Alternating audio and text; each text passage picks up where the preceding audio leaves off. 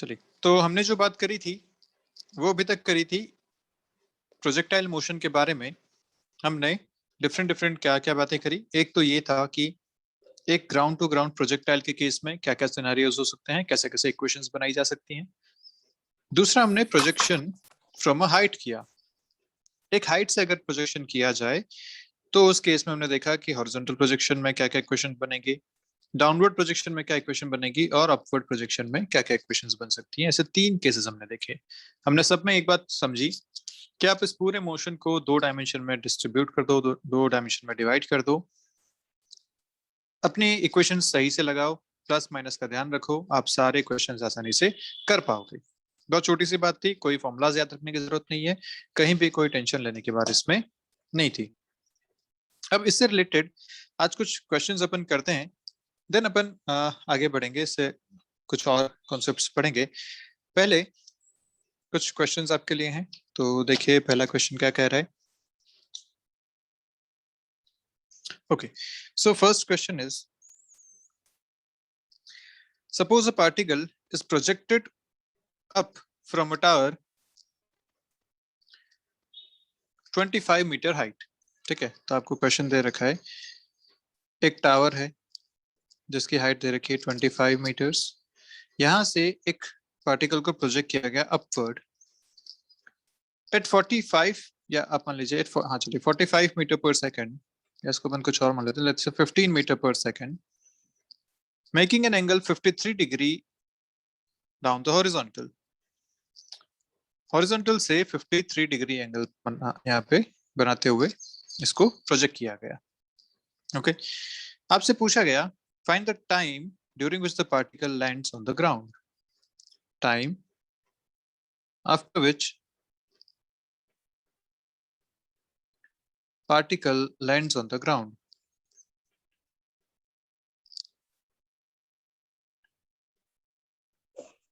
ये आपका क्वेश्चन है। दिस इज ग्राउंड, ये यहां से कब ग्राउंड पे गिरेगा, कितने टाइम बाद ग्राउंड पे गिरेगा, दिस इज योर क्वेश्चन। तो जब भी हमें टाइम की बात आती है, जब भी हमें टाइम देखना हो कि कितने टाइम बाद ये गिरने वाला है, इसका मोशन कितने टाइम में पूरा हो जाएगा, तो हमें हमेशा, जब भी टाइम की बात है, हमें हमेशा वाई एक्सिस को कंसिडर करना चाहिए। ऐसा क्यों? क्योंकि हम वाई एक्सिस में डिस्प्लेसमेंट यहाँ जानते हैं। देखो यहाँ से चलना शुरू हो रहा है, फाइनली यहाँ के खत्म होगा, this is the displacement. Obviously ऐसा आएगा, लेकिन डिस्प्लेसमेंट कितना हुआ इनिशियल पोजीशन से फाइनल पोजीशन तक, this is the displacement and this we know. तो जब भी आपको टाइम के बारे में पूछा जाए ना, आप हमेशा वाई एक्सिस के मोशन को फोकस करो।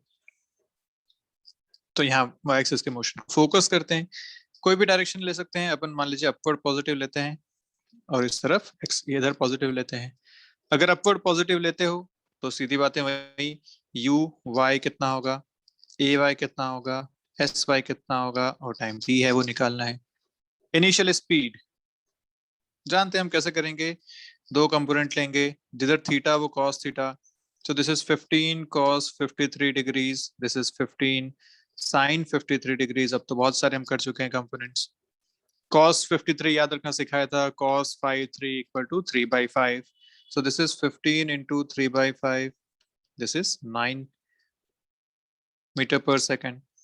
यहाँ पे अगर देखें तो sin 5/3 4/5 हो जाएगा, क्योंकि cos 5/3 is 3/5, तो sin 53 should be 4/5, so this is 15 into 4/5, ये हो जाएगा आपके पास 12 मीटर पर सेकेंड। ये तो अपने को मिल गए यहाँ से velocities.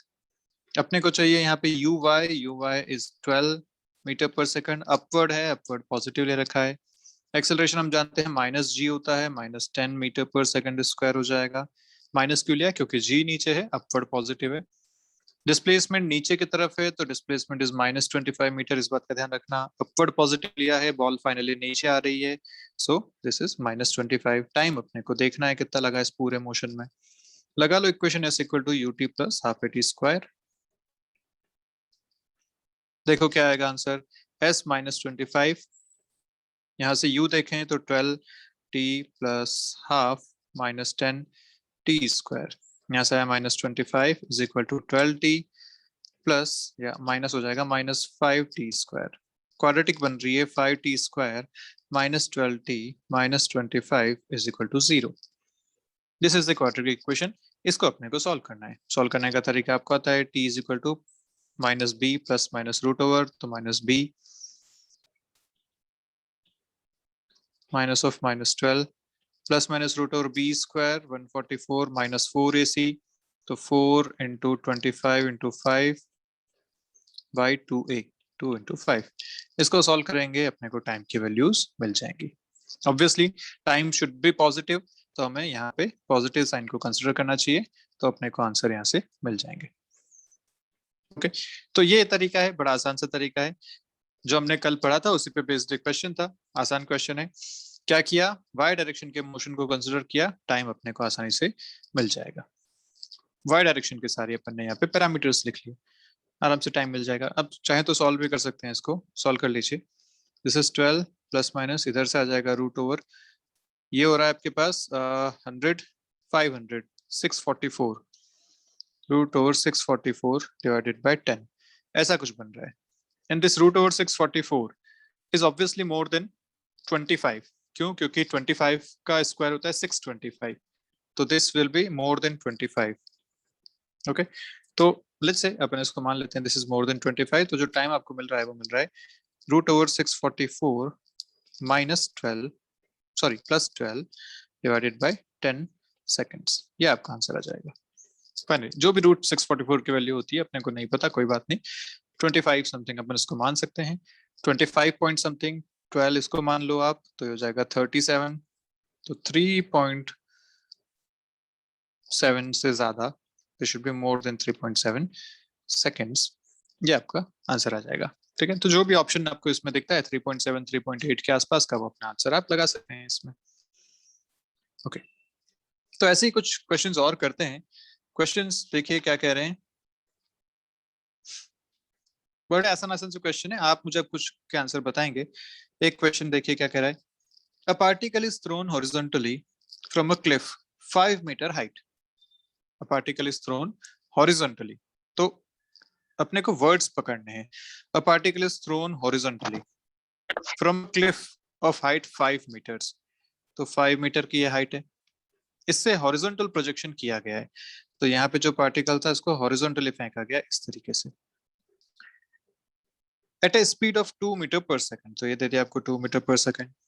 Find out the time during which it reaches the ground, आपसे पूछा है time taken to reach the ground, मतलब टाइम ऑफ फ्लाइट।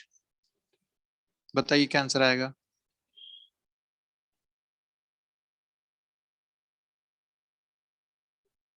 क्या आंसर आना चाहिए?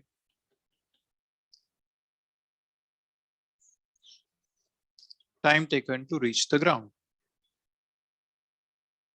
हमने एक केस पढ़ा है ना, हॉरिजॉन्टल प्रोजेक्शन वाला केस पढ़ा हुआ है, सॉल्व कीजिए इसको।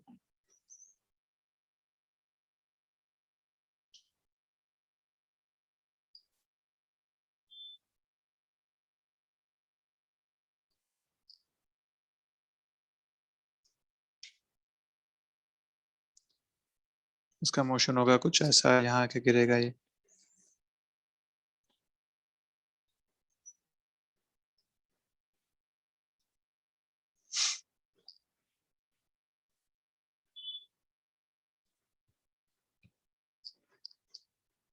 मैंने क्या बताया, टाइम जब भी बात आएगी वाई एक्सिस को अपने को कंसिडर करना है, क्योंकि वाई एक्सिस के अपने को डिस्प्लेसमेंट पता है। यहाँ पे कंसिडर करो इनिशियल स्पीड इन वाई, इस डायरेक्शन में इसकी इनिशियल स्पीड कितनी है? 0, क्योंकि इसको हॉरिजॉन्टल फेंका गया है। जब हॉरिजॉन्टल पूरी की पूरी स्पीड है तो उसका वर्टिकल कुछ नहीं है, वर्टिकल में उसको कोई स्पीड नहीं देगी इनिशियली, तो initial speed in Y direction is 0। तो आप सोच सकते हो कि कंपोनेंट ले लें, तो कंपोनेंट ले लो, ये स्पीड इधर है, अपने को इस तरफ कंपोनेंट चाहिए, दिस एंगल इज 90 डिग्री। आप जानते हो कंपोनेंट लेते हैं जिधर एंगल वो कॉस, तो अगर ये u है आप यहाँ लिखोगे u cos 90, cos 90 is nothing but 0। तो हमेशा ध्यान रखिए किसी वेक्टर का उसके परपेंडिकुलर डायरेक्शन में कंपोनेंट हमेशा कितना होता है? 0 होता है। अगर ये वेक्टर u है तो इसके परपेंडिकुलर इसका कोई कंपोनेंट नहीं आता, जो कंपोनेंट आएगा वो किसी एंगल थीटा तक आ सकता है, theta should not be equal to 90 degree. Perpendicular component हमेशा 0 होते हैं, तो इसलिए y डायरेक्शन में वेलोसिटी कितनी है? 0 है। कितना है आंसर टाइम का? एनीवन?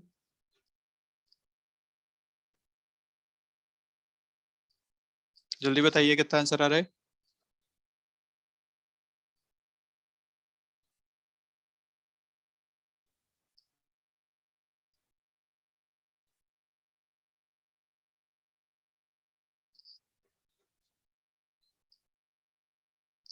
कितना आ गया?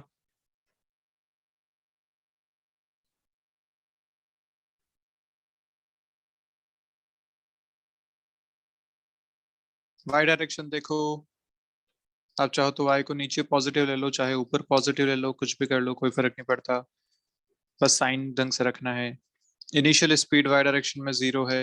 एक्सेलरेशन हम जानते हैं जी के बराबर होता है, नीचे पॉजिटिव है तो +10 लिख सकते हैं इसे। डिस्प्लेसमेंट इन वाई, नीचे की तरफ आ रहा है, कितना डिस्प्लेसमेंट कर रहा है, 5 मीटर्स के बराबर, वो भी नीचे है, पॉजिटिव है, इसलिए प्लस ले लेंगे। टाइम यहाँ से पूछा गया है, इक्वेशन लगाओ, S equal to U T plus half A T square. Y में लगा रहे हैं, यू 0 है, मतलब ये पूरी टर्म तो हो गई 0। यहाँ से आया एच, आपका डिस्प्लेसमेंट है, हाफ जी टी स्क्वायर, अपन ने पहले भी देखा है, this T is equal to √2h/g। ये बिल्कुल वैसा ही है जैसा फ्री फॉल में होता था, यहाँ से आप इसको ड्रॉप करते थे, इनिशियल स्पीड 0 करते थे तो नीचे आने में इसको टाइम लगता था, √2h/g। बिल्कुल ठीक वैसा ही केस है ये, तो ध्यान देना चाहिए, अब तो याद हो जाने चाहिए ये। टाइम आपके पास आएगा √2h/g, √2 × 5/10। Answer is 1 second. तो 1 सेकेंड का टाइम इसको यहाँ पे लगने वाला है नीचे पहुंचने में। This is your answer for T.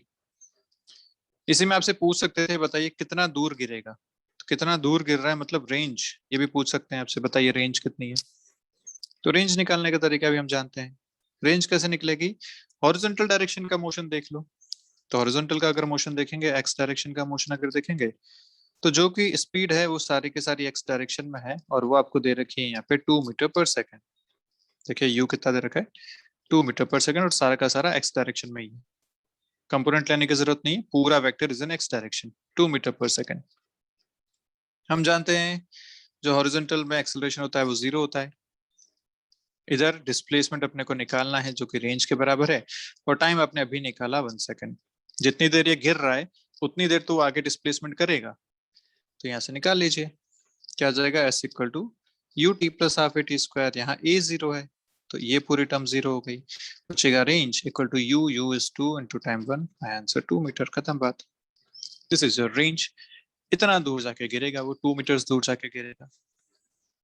ऐसे आपसे पूछा गया और कि बताइए जब ये यहाँ पे गिरा तो इसकी फाइनल स्पीड कितनी थी, फाइनली स्पीड कितनी थी जब ये टकराया आके, वी बताइए किस स्पीड से आके टकराएगा, फाइंड फाइनल स्पीड। तो फिर से क्या करना है, एक्स में स्पीड निकालना है। हम जानते हैं एक्स में स्पीड में कोई चेंज नहीं होता क्योंकि एक्स में कोई एक्सेलरेशन नहीं है, एक्स में स्पीड सेम रहेगी, 2 मीटर पर सेकेंड रहेगी। वाई में स्पीड निकालनी है, हम जानते हैं इक्वेशन लगाई जा सकती है, u plus A T, V is equal to U plus A T. लगाओ यहाँ पे, इनिशियल स्पीड 0 है, एक्सेलरेशन 10 है, जी के बराबर, टाइम आपने कैलकुलेट किया बनाया था, यहाँ से वी वाई में कितना मिल गया, -10 मीटर पर सेकेंड। खत्म बात। आपसे अगर वेलोसिटी लिखने को बोला जाए वेक्टर फॉर्म में, आप लिख सकते हैं 2i cap -10j cap. This is the velocity in vector form. vx और vy को लिख लिया, vx i cap, vy j cap. आपसे स्पीड पूछिए, इसका मैग्नीट्यूड देख लो, तो √2 का स्क्वायर प्लस -10 का स्क्वायर, कितना हो जाएगा ये, 4 and 100, √104 metre per second. This is your final answer. तो बड़े आसान आसान से क्वेश्चंस हैं जो आप अगर 2 डायमेंशन में इसको तोड़ दें तो क्लियरली बड़ी आसानी से किए जा सकते हैं।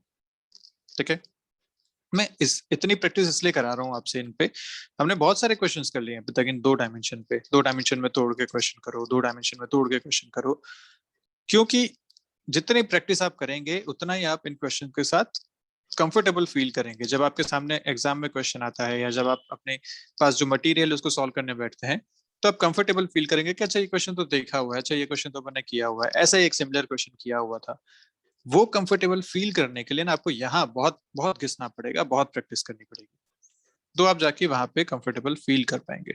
तो बहुत सारे टाइप के क्वेश्चन करेंगे, हर छोटे छोटे वेरिएशन पे क्वेश्चन करेंगे, यही अपना अभी टारगेट रहेगा। कॉन्सेप्ट सबका सेम है, पर क्वेश्चन प्रैक्टिस जरूरी होती है उस वेरिएशन को कवर करने के लिए। एक ही कॉन्सेप्ट पे बहुत सारे क्वेश्चंस पूछे जा सकते हैं, वो अपन यहाँ कवर कर रहे हैं। ठीक है, और देखिए क्वेश्चन क्या हो सकता है।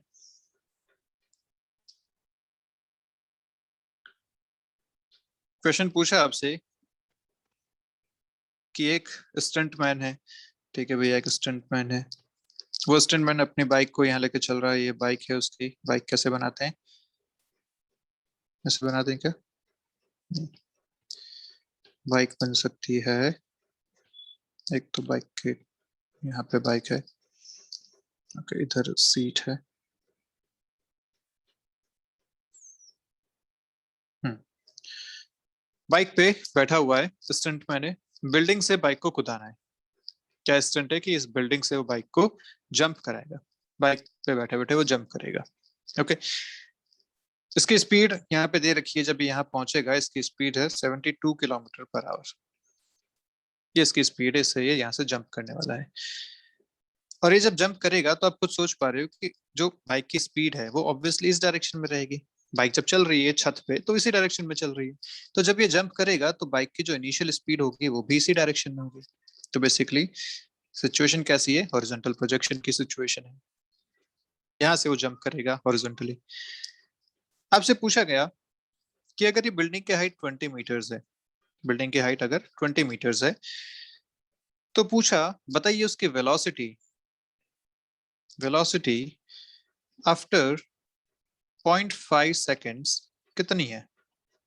वेलोसिटी आफ्टर 0.5 सेकेंड्स कितनी है, ये आपका question. Velocity after after 0.5 seconds. तो अभी अपन ऐसा क्वेश्चन किया, क्या करना है वेलोसिटी के लिए। हॉरिजॉन्टल डायरेक्शन की वेलोसिटी कभी चेंज नहीं होती, सेम रहेगी, 72 किलोमीटर पर आवर रहेगी। अच्छा, इसको अपन मीटर पर सेकंड में चेंज कर देते हैं, क्योंकि यहाँ पे टाइम फिर 0.5 सेकेंड्स है ना, तो मीटर पर सेकंड में कन्वर्ट कर देते हैं। और आपको पता ही है, अगर 72 किलोमीटर पर आवर है इंटू 5/18 करूंगा तो ये पूरे मीटर पर सेकंड में आ जाएगी। तो कितना होगा ये 18 इंटू 4, तो आ जाएगा 20 metre per second. This is the speed 20 metre per second. तो ये एक्स डायरेक्शन में सेम है, 20 मीटर पर सेकंड हमेशा सेम रहने वाली है। वाई डायरेक्शन में अगर स्पीड की बात करें तो U Y plus A Y into T है।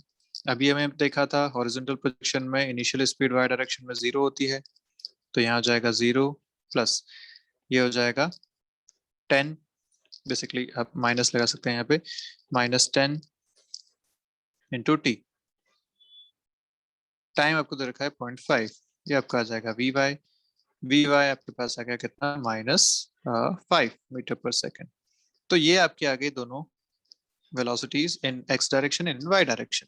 नेट वेलोसिटी लिखना है, नेट वेलोसिटी यहाँ से लिखी जा सकती है V X I cap plus V Y J cap. V X 20 I cap -5 J cap, बस ये आपकी वेलोसिटी आ गई आफ्टर 5 सेकेंड। कोई दिक्कत वाली बात नहीं है। इसमें आपसे पूछा गया कि बताइए find out the angle eight which motorcyclist is moving after 0.5 second. क्या है, फाइंड आउट द एंगल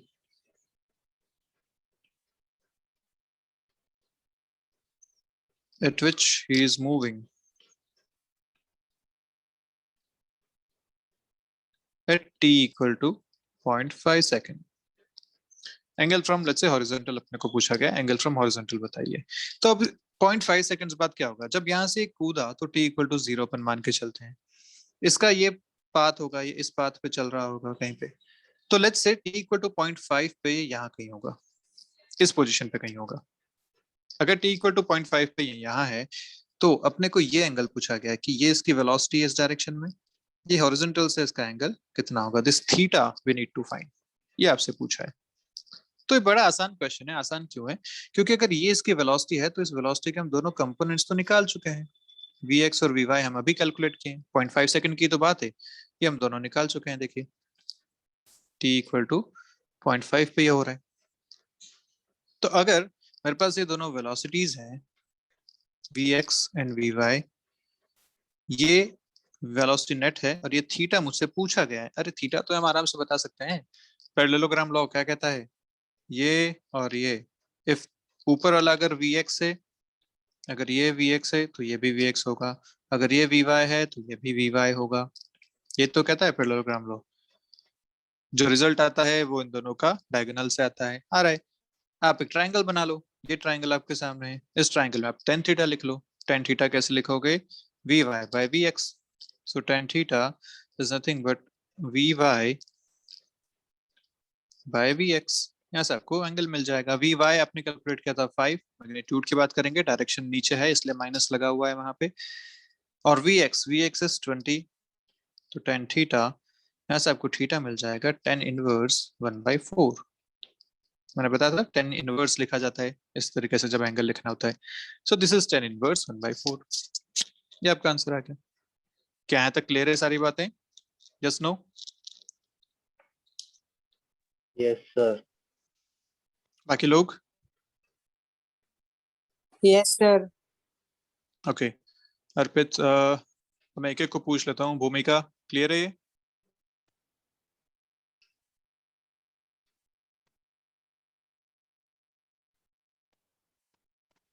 अरे भूमिका तो छोड़ गई।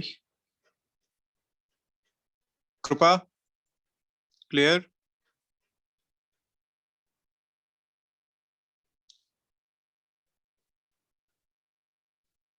कृपा क्लियर है ये?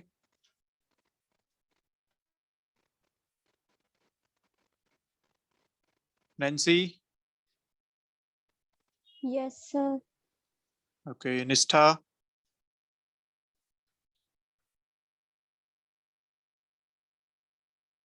निष्ठा ये क्लियर है?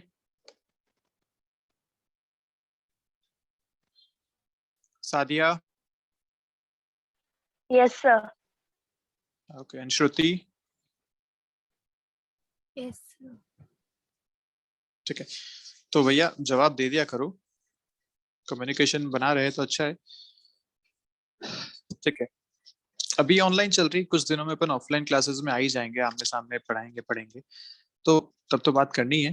तो अभी से आप कम्युनिकेशन रखिए थोड़ा, ताकि अजीब ना लगे उस टाइम पे, अच्छे से पढ़ेंगे फिर। ओके तो इस टाइप के क्वेश्चंस आई गेस आप सारे अच्छे से कर सकते हैं। यहां तक अपनी एक बात हो गई। अब एक नया कॉन्सेप्ट पढ़ते हैं। कॉन्सेप्ट इज प्रोजेक्शन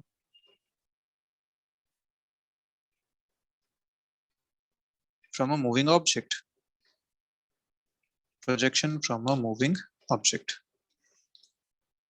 इसको आप फील कर सकते हैं इस तरीके से कि आप अपनी स्कूल बस में, अपनी कार में बैठे हुए हैं, आपके हाथ में कोई बॉल होगा, कोई की रिंग होगा, एनीथिंग, आपके हाथ में कुछ है जो आप अपनी कार या स्कूल बस चल रही है, आप उसके अंदर बैठे हुए हैं और अपने हाथ में उसको इस तरीके से खेल रहे हैं। ठीक है, ऊपर फेंक रहे हैं, पकड़ रहे हैं, फिर ऊपर फेंक रहे हैं, फिर आपके हाथ में आ रहा है, वैसे खेल रहे हैं उससे। तो आपको नहीं लगता कि जब आपकी कार आगे की तरफ चल रही है, आपकी स्कूल बस आगे की तरफ चल रही है, आप उसके अंदर बैठे हुए हैं, जब तक वो ऑब्जेक्ट आपके हाथ में है तब तक वो आपके साथ चल रहा है ना? लेकिन जैसे आपने उसको ऊपर की तरफ फेंका, आप वो कहीं टच नहीं कर रहा, ना आपको, ना कार को, ना स्कूल बस को, कहीं कोई टच नहीं कर रहा। तब जितनी देर वो ऊपर से नीचे तक आया, लेट्स से 1 सेकंड उसको लगा, लेट्स से वो ऊपर गया, नीचे आया, 1 सेकंड उसको लगा, और आपकी कार जो है वो चल रही है 5 मीटर पर सेकंड से। जब आपने उसको फेंका, जब तक वो वापस नीचे आएगा, इतनी देर में आपकी कार 5 मीटर्स आगे बढ़ चुकी होगी। जब ऐसा था तो वो पार्टिकल आपके हाथ में कैसे आया फिर से? वो पार्टिकल तो पीछे गिर जाना चाहिए था, जाके पीछे टकराना चाहिए था, क्योंकि जैसे आपने उसको छोड़ा, वो अब आप किसी के कांटेक्ट में नहीं है, वो हवा में है। जब कांटेक्ट में नहीं है तो साथ में कैसे चल रहा है? वापस हाथ में आया, इसका मतलब जितना डिस्टेंस कार ने ट्रेवल किया उतना ही डिस्टेंस उसने भी ट्रेवल किया। पर ऐसा कैसे हुआ? वो तो नहीं था कांटेक्ट में। आप सीट पे बैठे हुए हो, सीट बस के साथ चल रही है, इसलिए आप भी बस के साथ चल रहे हो, पर वो पार्टिकल तो हवा में था। अगर उस 1 सेकंड में उस कार ने 5 मीटर्स की डिस्टेंस ट्रेवल कर ली, और अगर इसने वो डिस्टेंस ट्रेवल नहीं करी, तब तो पीछे जाके टकराएगा। सोचो, कार आगे चली जाएगी और वो पीछे रह जाएगा, पर वो तो हमेशा आपके हाथ में आते। अगर कार एक कांस्टेंट स्पीड से चल रही है, आप उछालेंगे करेंगे तो हमेशा आपके हाथ में आएगा। ऐसा क्यों हुआ? ऐसा इसलिए हुआ क्योंकि हमने पहले एक कॉन्सेप्ट पढ़ा था कि जब भी आप किसी मूविंग ऑब्जेक्ट से या मूविंग ऑब्जेक्ट से किसी पार्टिकल को रिलीज करते हो, ड्रॉप करते हो, तो उसे वो सेम वेलोसिटी मिलती है जो उस ऑब्जेक्ट की है।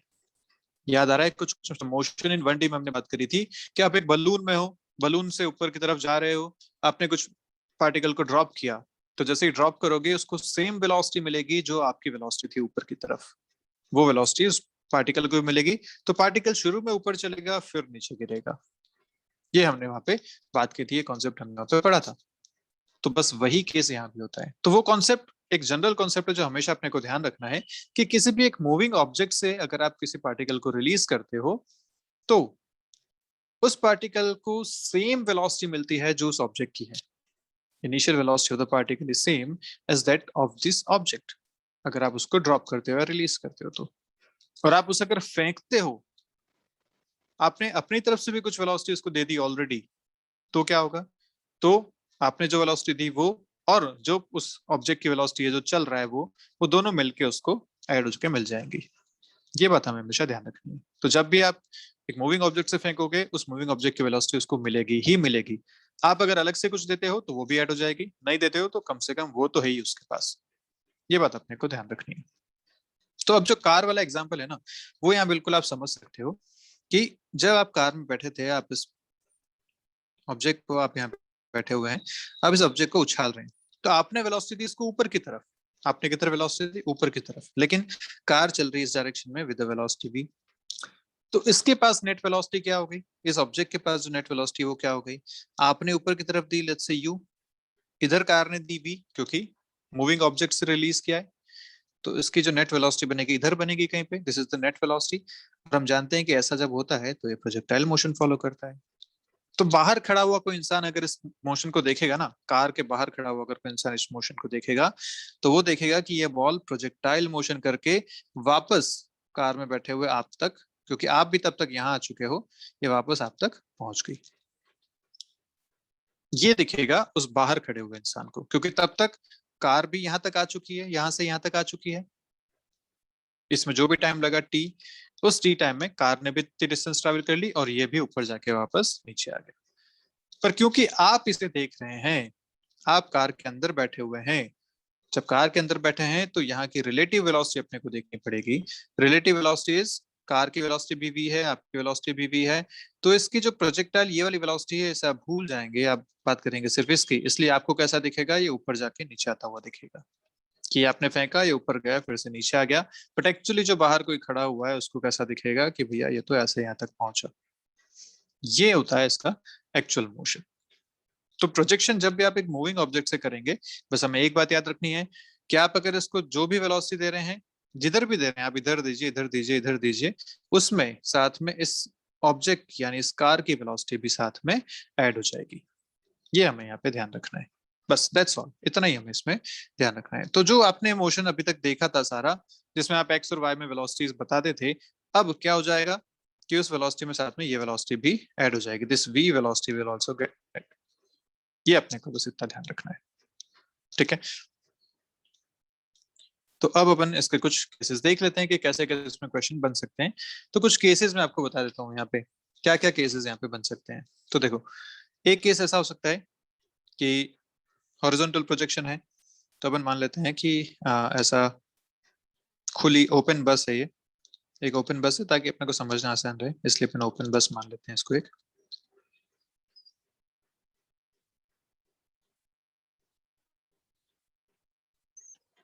ठीक है, एक ओपन बस है, इसके ऊपर आप बैठे हुए हैं, यहाँ पे आप बैठे हुए हैं। अब आपने यहां से एक प्रोजेक्शन किया, इस डायरेक्शन में आपने एक ऑब्जेक्ट को फेंका, ठीक है। जब इस डायरेक्शन में फेंक रहे हैं तो मान लीजिए इधर आपने यू से फेंका, हॉरिजॉन्टल के साथ जो इसका एंगल बना रखा है वो थीटा बना रखा है और इसकी वेलोसिटी है v। बस जो है वो v वेलोसिटी से चल रही है, आपका जो प्रोजेक्शन है वो u से आपने इसको फेंका है।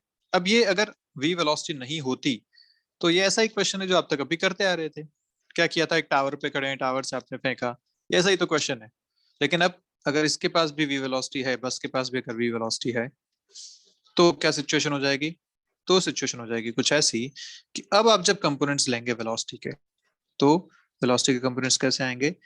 ये u है, इस डायरेक्शन में इसका जो कंपोनेंट आएगा ये एंगल थीटा है, तो u cos थीटा इस डायरेक्शन में u sin थीटा, लेकिन अभी हमने बात करी कि जब प्रोजेक्ट किया जाता है तो साथ में एक v वेलोसिटी भी यहाँ पे ऐड हो जाएगी। जो बस की वेलोसिटी थी वो इसको मिल जाएगी सेम डायरेक्शन में।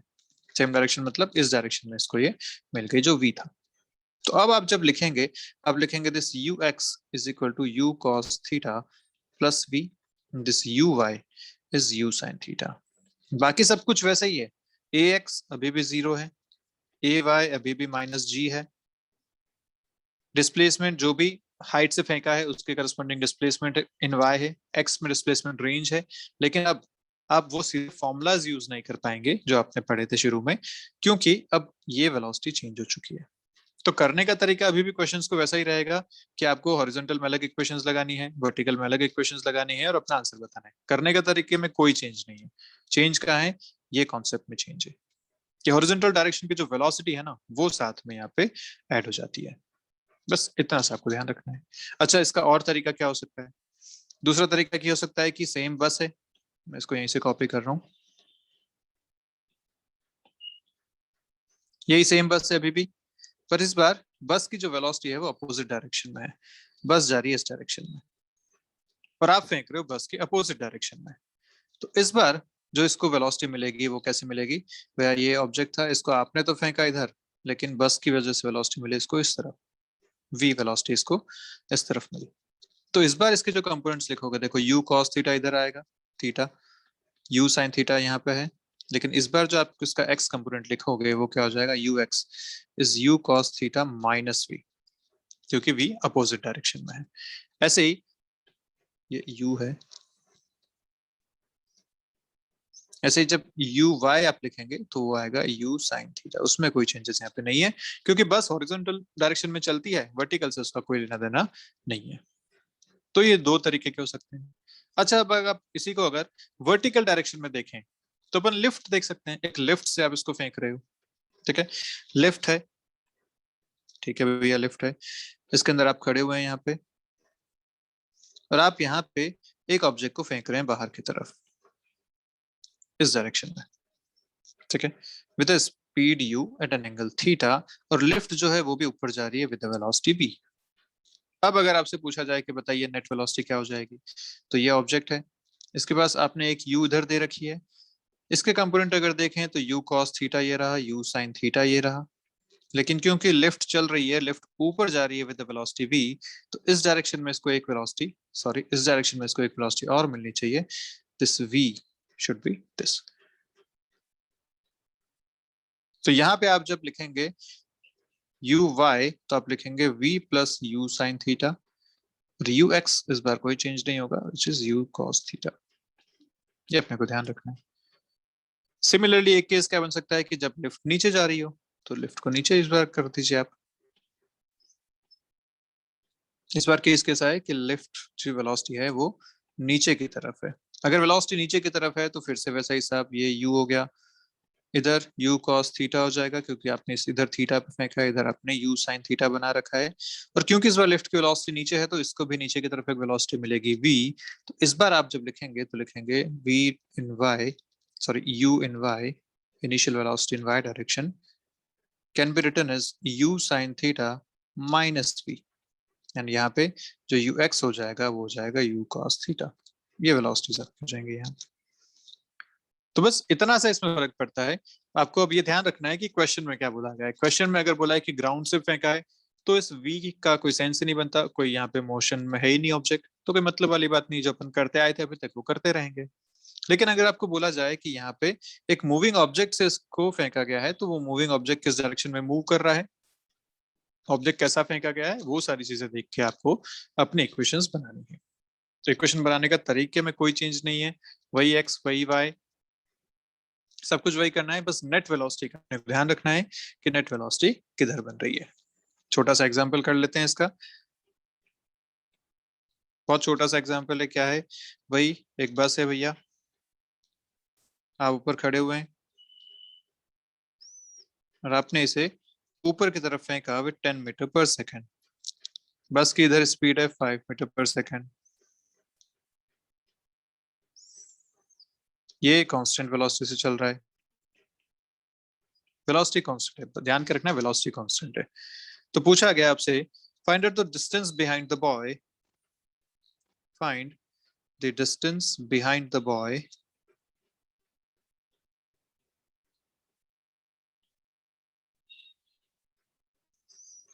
where the particle lands, where the particle lands, लड़के से कितना पीछे जाके वो पार्टिकल गिरेगा, ये आपका क्वेश्चन है। तो हम तो जानते हैं भैया, अगर आप सीधा आंसर दिखाना चाहें तो आप कह सकते हैं कि लड़के के हाथ में ही आके गिरेगा, क्योंकि ये कांस्टेंट वेलोसिटी से चल रहा है, इसको भी इस डायरेक्शन में वेलोसिटी मिलेगी, जितनी देर में बस यहाँ पहुंचेगी उतनी देर में ये भी यहाँ पहुंच जाएगा, फिर से इसके हाथ में ही गिरने वाला है। ये बात हम जानते हैं, इसको प्रूव कर लेते हैं मैथमेटिकली। प्रूव करते हैं। इनिशियल स्पीड इन एक्स डायरेक्शन हम पता है 5 मीटर पर सेकंड मिलेगी इसको। कैसा हो जाएगा, ये बॉल है तो इसको इधर भी मिलेगी 5 मीटर पर सेकंड और इधर भी मिलेगी 10 मीटर पर सेकंड, ये इसकी वेलोसिटीज हो जाएंगी। तो एक्स डायरेक्शन में 5 मीटर पर सेकंड है, वाई डायरेक्शन में 10 मीटर पर सेकंड है। अगर आप बात करते हैं इसमें तो ये हो जाएगा -10 माइनस जी। डिस्प्लेसमेंट इसमें हो जाएगा 0, क्योंकि ये इसी लेवल की बात कर रहा है, यहाँ से वापस यहाँ तक यही लेवल की बात हो रही है, कहां से कहां तक। तो डिस्प्लेसमेंट इन वाई 0 है। आपको पूछा गया यहाँ पे, तो अपन क्या देख सकते हैं चीजें यहाँ तक। इधर से आपको मिल जाएगा टाइम, टाइम मिल जाएगा s equal to ut plus half it square. यहाँ से आप टाइम निकाल सकते हैं।